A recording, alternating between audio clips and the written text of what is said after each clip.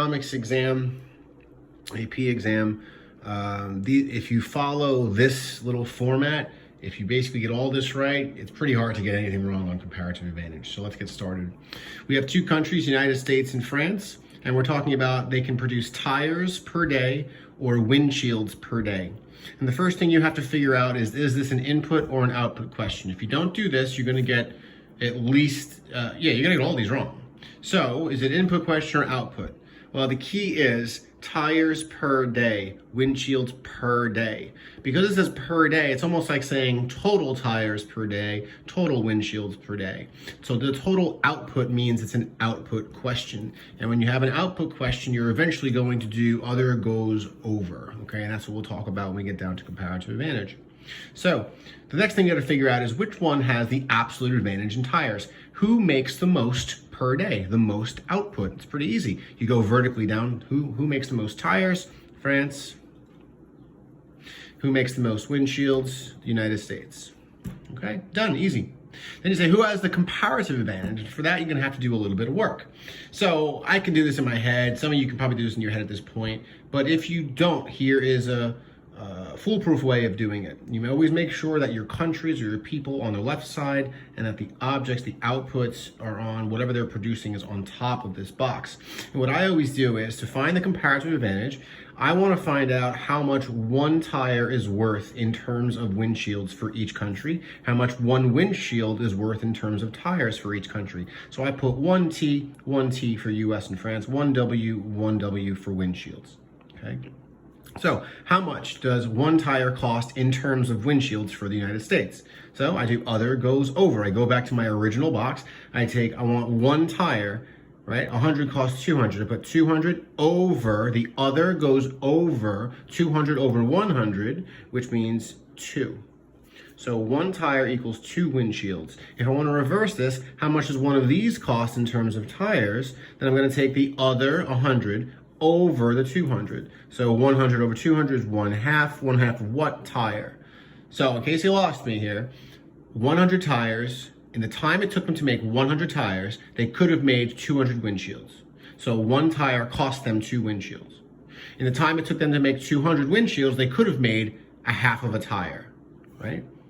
Hope you guys see that. Now we're gonna do the same thing for France. Other goes over, so one tire costs 1/4 of a windshield. That's a W. And then over here, one windshield costs, other goes over, it costs expensive 4 tires for France. So you already can kind of figure out who has the comparative advantage. What is comparative advantage? It's the one who produces less of the other good. So here's the trick.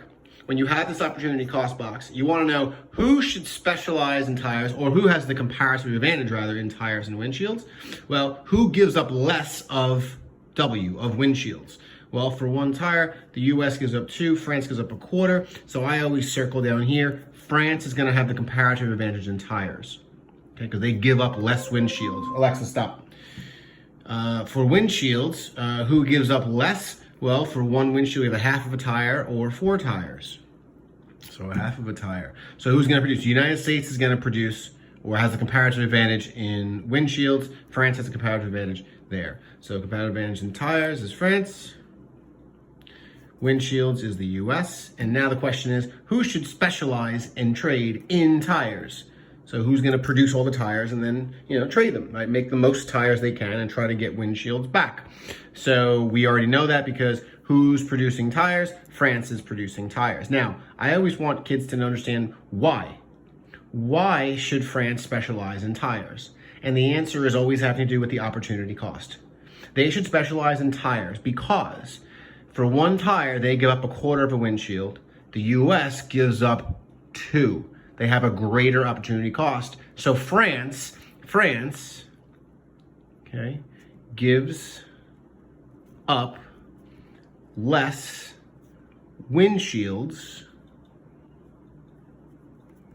per tire. Okay, it's hard to write because my thing is moving, so I apologize. France gives up less windshields per tire. So sorry about that. Now that you've gotten that, the hardest part here is always terms of trade, but we're going to try to make it super easy. Terms of trade, look at the opportunity costs, okay? Everything here has to do with opportunity costs. What are terms of trade? I always tell students, always break it down. Don't say, oh, the US can trade 66 tires and France can trade, 32. Don't do that. Easiest way to do it is to break it down to one. So, who's producing tires? France is producing tires. So they would probably trade one tire. In order for them to have a good trade where they're going to have more than they had on their own, they could make one tire or 1/4 of a windshield. So they're going to have to get back for one tire more than 1/4 of a windshield. But the US, look north, they have to give up, trade themselves, less than 2 windshields. So one tire for anywhere from, more than 1/4, so you could say 2/3 of a windshield, you could say 1 windshield, you could say 1.5 windshields, you could say 1.75 windshields. These are all acceptable terms of trade for one tire. If they flipped it, they say, well, what should the United States trade for 1 windshield? Well, on the US's example, you could say 1 windshield.